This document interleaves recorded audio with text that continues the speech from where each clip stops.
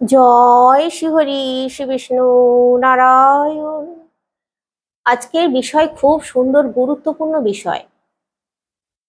2025-এ চন্দ্রগ্রহণ কবে, কখন শুরু কখন শেষ, চন্দ্রগ্রহণের দিন পুজো করা যায় কিনা, চন্দ্রগ্রহণের দিন কোন কাজগুলি ভুলেও করা যায় না, সেই ব্যাপারে বিশেষ আলোচনা থাকছে।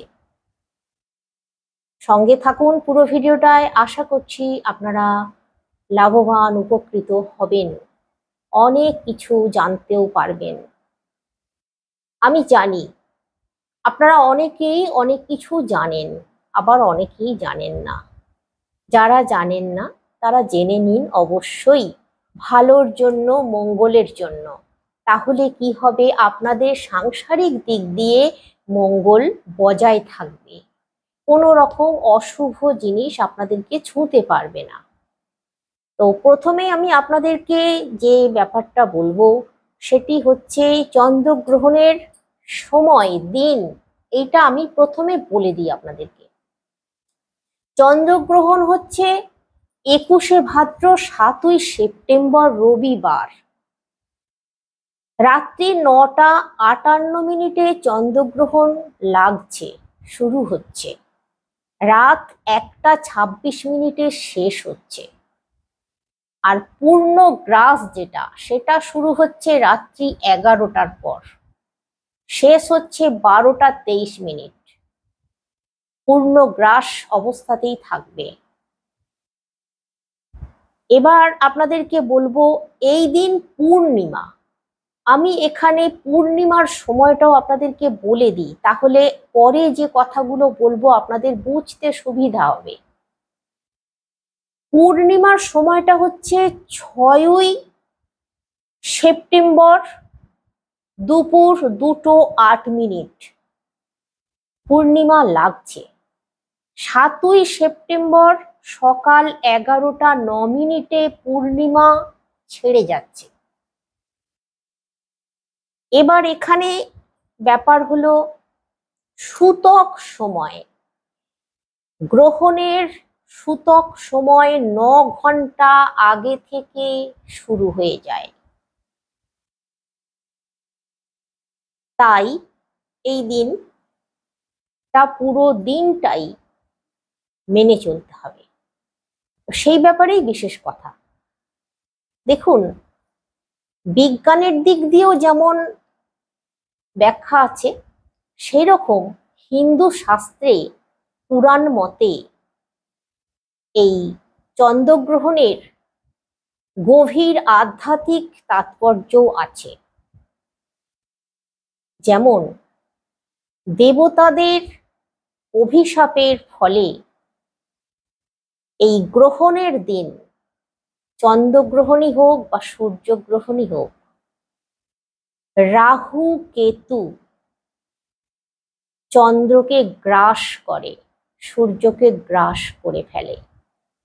আর এই সময় অশুভ মুহূর্ত তৈরি হয়ে যায়। যেহেতু সূতক সময় 9 ঘন্টা আগে থেকে শুরু হয়ে যাচ্ছে, তাই এই দিনটায় সারা দিনই ধরতে হবে, অশুভ ব্যাপার থাকবে। এবার বলি আপনাদেরকে বিজ্ঞানের দিক দিয়ে।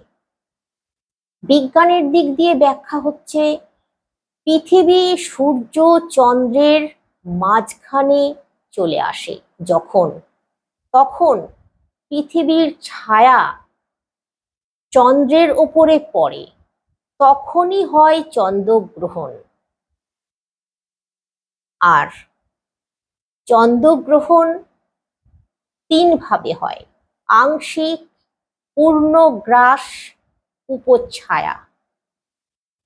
তো এই যে চন্দ্রগ্রহণটা এই ভাদ্র মাসে 21শে ভাদ্র 7ই সেপ্টেম্বর রবিবার দিন যে চন্দ্রগ্রহণটা হচ্ছে, এটা পূর্ণগ্রাস চন্দ্রগ্রহণ।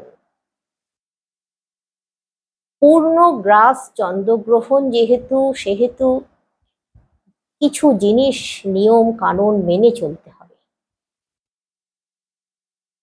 পূর্ণগ্রাস চন্দ্রগ্রহণ সারা ভারতবর্ষের সমস্ত অঞ্চলে, পশ্চিমবঙ্গ কলকাতা সহ সমগ্র জেলায় এই পূর্ণগ্রাস চন্দ্রগ্রহণ দৃশ্য হবে। তাই আমাদেরকে মেনে চলতে হবে এই নিয়মগুলো। যদি দেখা না যেত, অন্য দেশে হতো, তাহলে আমাদের নিয়ম না মানলেও চলতো।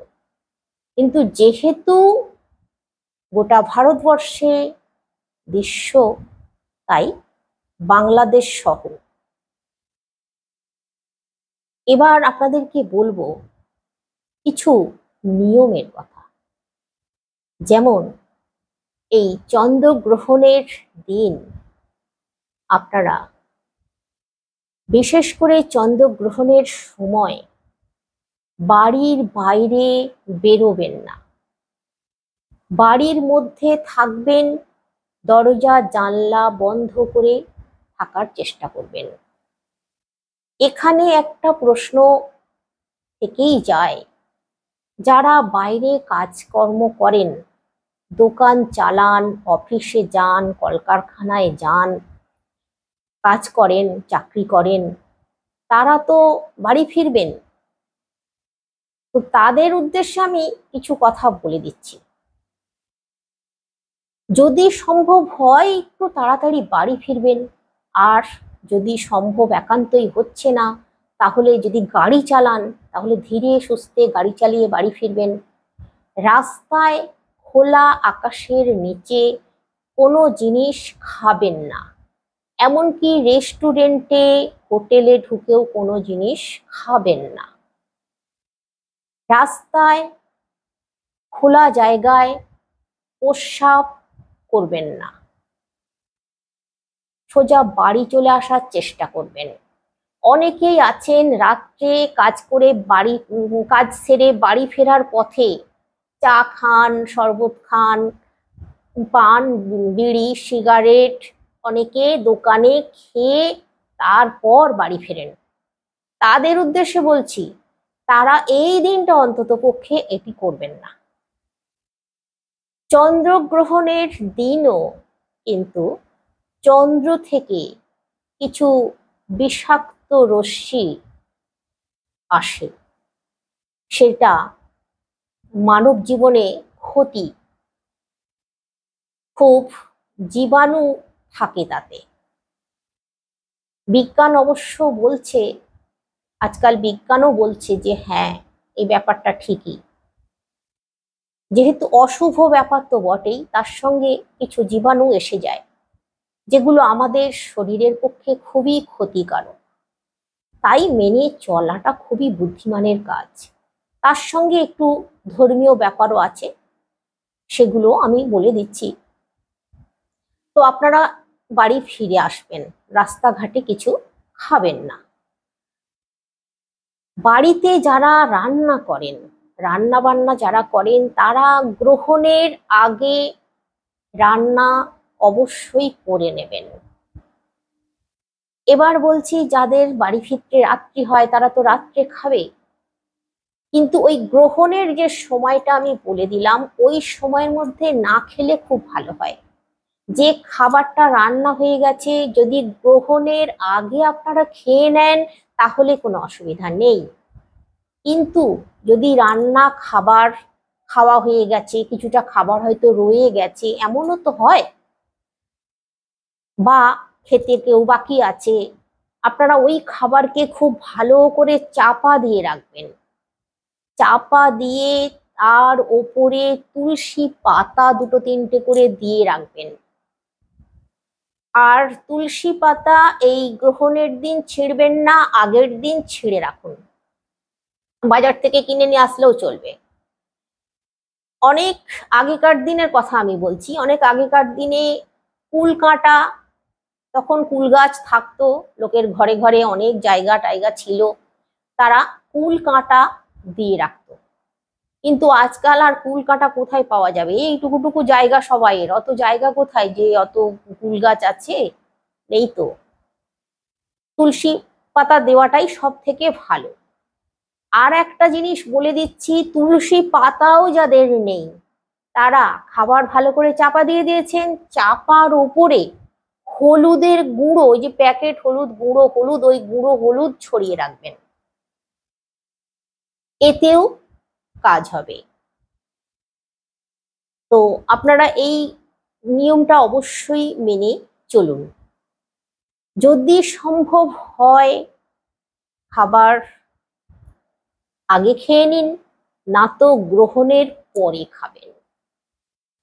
খাবার চাপা দিয়ে রেখে দিন, গ্রহণ হয়ে গেলে খাবেন। বিভিন্ন জনের তো বিভিন্ন রকম অসুবিধা থাকতেই পারে, সেই হিসাবে বলছি। এবার আমি বলবো আমার গর্ভবতী মায়েদের উদ্দেশ্যে কিছু কথা। যারা গর্ভবতী মা আছেন তারা এই দিন ভুলেও বাড়ির বাইরে পা রাখবেন না। যারা চাকরি করেন তারা ছুটি নেবেন এই দিনটা। আর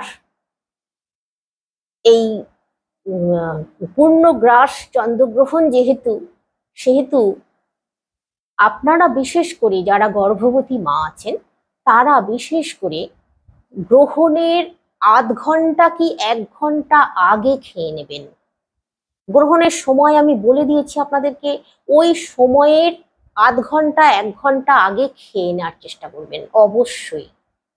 খেয়ে প্রস্রাব পায়খানা সমস্ত কিছু সেরে নেবেন, মানে গ্রহণের আগে সমস্ত সেরে নেবেন। তারপর শুয়ে থাকুন, বসে থাকুন, যা খুশি করুন, কিন্তু বাড়ির মধ্যে থাকুন। এই দিন গর্ভবতী মায়েরা ভুলেও সেলাই, ছুরি, কাঁচি, বটি এই সমস্ত জিনিসে কাজ করবেন না। অন্যদের ক্ষেত্রেও বলছি, তারাও বিশেষ করে এই সময়ে, যে সময়টায় গ্রহণ লাগছে সেই সময়টায় বটি, কাঠারি, ছুরি, কাঁচি, ধারালো কোনো জিনিস ব্যবহার করবেন না।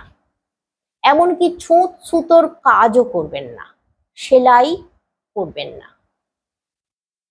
আর গর্ভবতী মায়েরা তো সারা দিনটাই পালবেন, সারা দিনটাই নখ চুল কাটবেন না।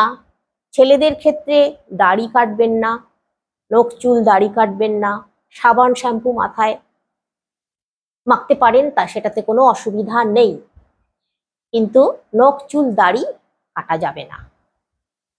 আর এই গ্রহণের দিন আমাকে অনেক মায়েরাই আছেন যারা বলেছেন, এর আগে আমি একটা ভিডিও দিয়েছিলাম, আমাকে বলেছেন যে আমাদের তো বাইরে যেতে হয় মা, তা আমরা কি করব, কিভাবে রক্ষা পাবো? রাত্রে ধরুন যদি প্রস্রাব পেয়ে যায় বা পায়খানা পেয়ে যায় বাড়ির বাইরে, যাদের বাড়ির ভিতরে প্রস্রাব পায়খানা আছে, যদি ওই সময়ের মধ্যে, বিশেষ করে গর্ভবতী মায়েদের ক্ষেত্রে এই সমস্যাটা দেখা দেবে, কারণ 5 মাস 6 মাস হয়ে যাবার পর বারে বারে প্রস্রাব লাগে, আমি জানি এটা হয়।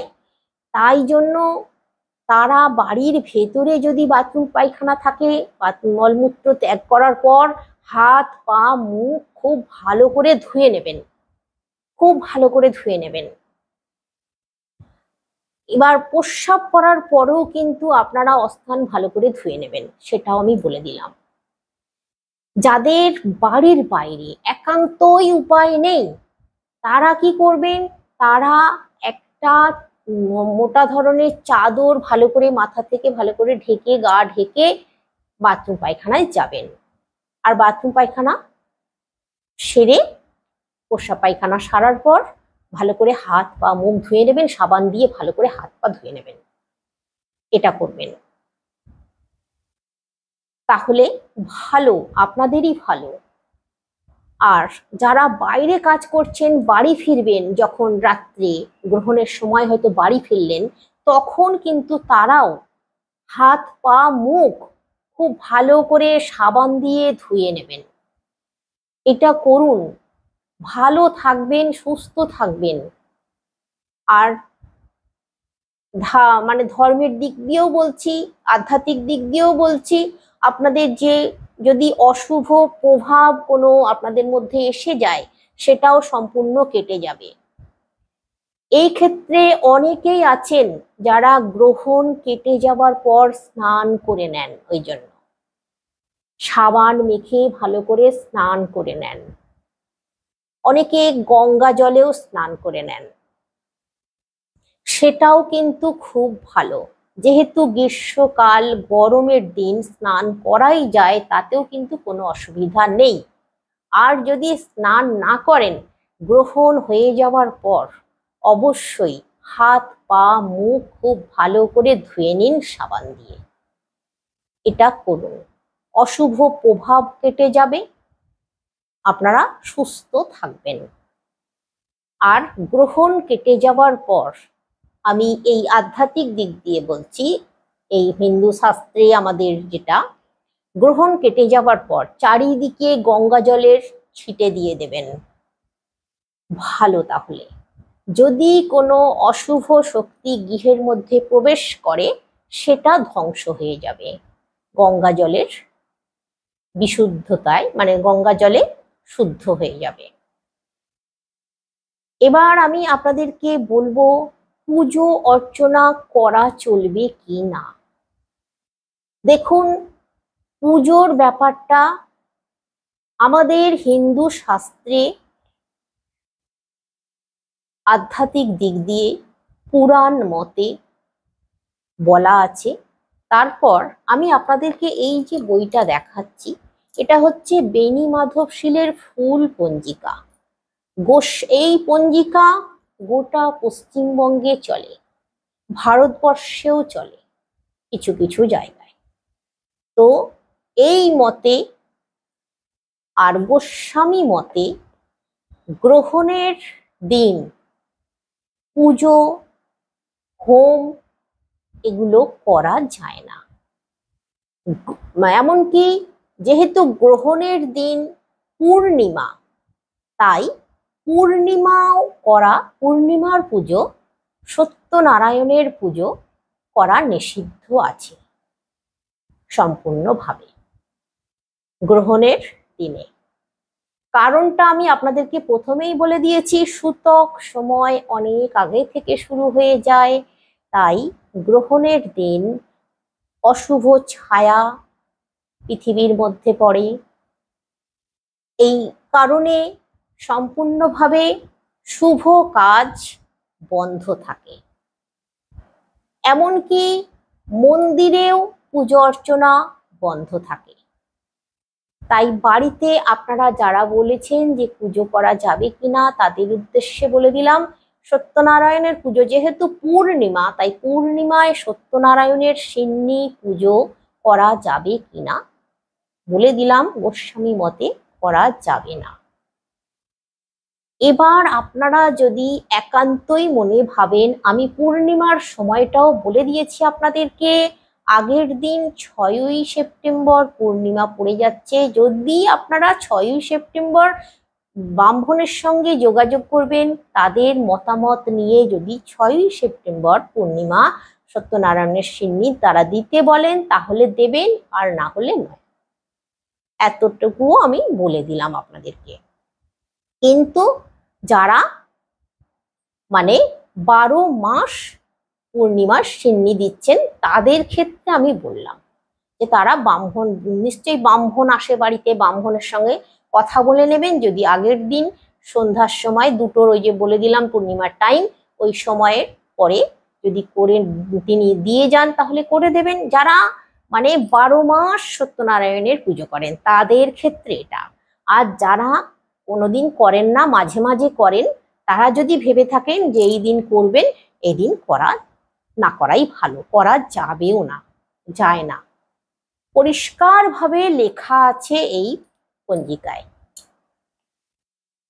তো আমি আপনাদেরকে সবটাই বললাম। এবার আপনাদেরকে বলবো নিত্য পূজা, ঠাকুরকে জল বাতাসা দেওয়া, ফুল দেওয়া, ধূপ জ্বালানো, প্রদীপ জ্বালানো, জপ করা, এগুলো যাবে কিনা সে ব্যাপারেও বলে দিই। এমনকি অনেক মায়েরা আছেন যারা বলেছেন সিঁদুর পরা যাবে কিনা। দেখুন, এই কাজগুলো করা যাবে। নিত্য পুজো, জল বাতাসা দেওয়া, জল মিষ্টি দেওয়া, ঠাকুরকে ফুল দেওয়া, সবই যাবে। দিনের বেলায় সকালে করা যাবে, সিঁদুর পরাও যাবে, কোনো অসুবিধা বাধা নেই। নিত্য পুজো অর্চনাতেও কোনো বাধা নেই, করা যাবে। জপ করা যাবে, ঠাকুরের নাম জপ করা যাবে। যারা দীক্ষা নিয়েছেন, দীক্ষা মন্ত্র আছে যাদের, তারাও জপ করতে পারবেন। এমনকি এই দিনে বেশি বেশি করে জপ করাও কিন্তু শুভ। বেশি বেশি করে জপ তপ করাও খুব শুভ। তাই আমি আপনাদেরকে বিশদভাবে সবটাই বলে দিলাম, সবটাই জানিয়ে দিলাম। আগামী ভিডিওতে আরো ভালো ভালো তথ্য আমি আপনাদের জন্য নিয়ে আসছি, আপনাদের ভালোর জন্য, আপনাদের মঙ্গলের জন্য। আপনারা দেখতে থাকুন, আশা করছি আপনারা উপকৃত হবেন। আজকে আসছি।